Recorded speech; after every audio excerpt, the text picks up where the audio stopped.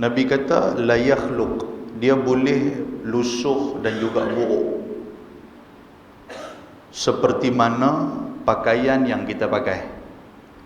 Iman kita ni, dia boleh lusuh, dia boleh buruk macam mana pakaian yang kita pakai. Yakhluqu thawb, pakaian ni pun mula-mula baru beli cantik lah, dengan warna dia apa semua cantik.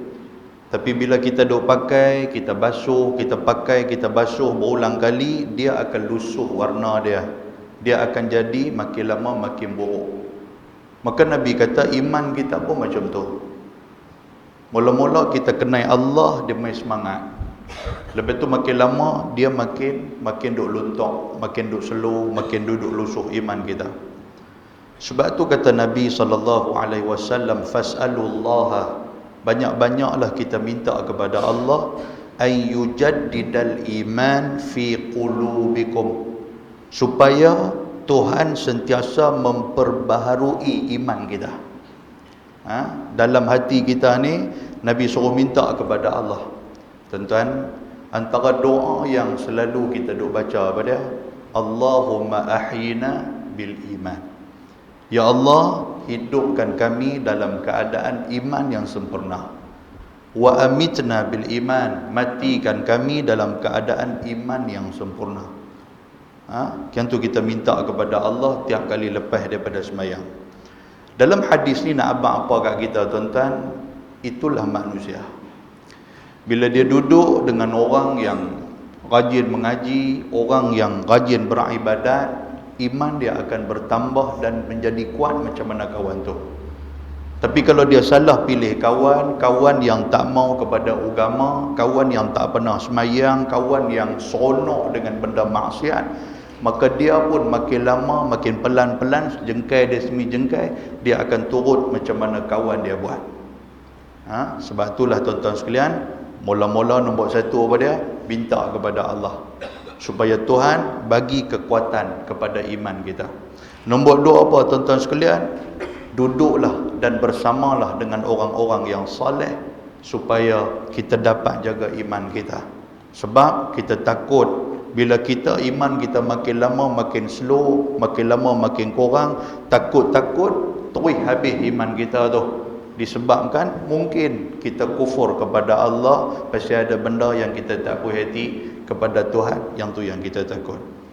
Dalam hadis yang lain riwayat daripada Abi Hurairah radhiyallahu anhu, kata dia, jaa nasun min ashabin Nabi sallallahu alaihi wasallam fasa'aluhu, inna najidu fi anfusina ma yataghazzamu ahaduna an yatakallama bih.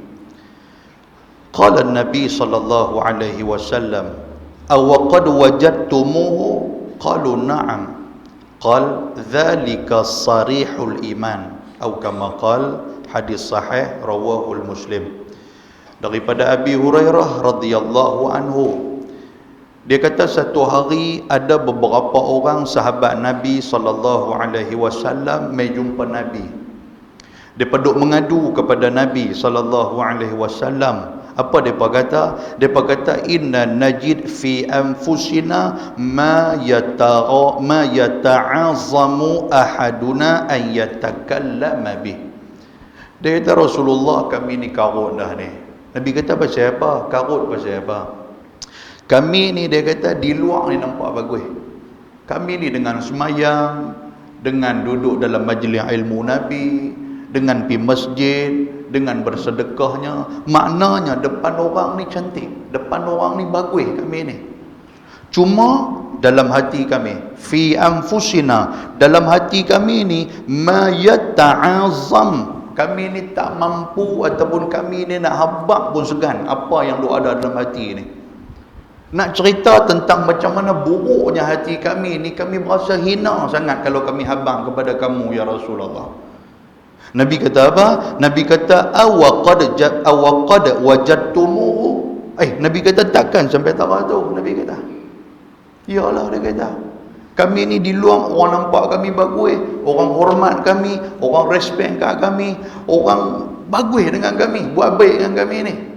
Tapi kami ni hak dalam hati ni, Kadang-kadang dia main nak sakit hati kat orang, kadang-kadang dia main nak khianat kat orang, kadang-kadang dia main tak puas hati kat orang, dia main macam-macam benda yang tak elok. Yang kami nak habang pun ayatakallama bi ma yata'azam, kami tak mampu nak habang. Pasal apa? Hinanya kami ni ya Rasulullah, kami tak perfect luar dan dalam. Nampak tuan sekalian, sahabat Nabi minta tu. Kita ni kira luar bagus ni, dalam tu hanya kita tahu, tu kira cantik Sahabat Nabi tak mau macam tu. Sampai bila kami nak kena berlakon? Sampai bila kami ni nak macam ni ya Rasulullah? Depa pergi mengadu kepada Nabi SAW. Tuan-tuan tengok macam mana Nabi jawab soalan depa ni. Bila depa jumpa Nabi, maknanya depa ada masalah. Bila depa jumpa Nabi, mana dia hati depa dah tak tenteram dah. Depa tak mau hidup macam tu. Nabi kata apa? Nabi kata dzalikas sarihul iman. Nabi kata oh macam tu. Kalau lagu tu hampa duk rasa dalam hati hampa tak bagus walaupun di luar hampa bagus, Nabi kata dzalikas sarihul iman. Itulah membuktikan kata hampa ada iman. Nabi kata. Nampak tuan sekalian? Kalau tak ada iman, depa tak jumpa Nabi. Kalau tak ada iman, depa akan mengeluarkan apa yang ada dalam hati. Depan Nabi mungkin mereka tak buat, belakang Nabi nanti mereka buat.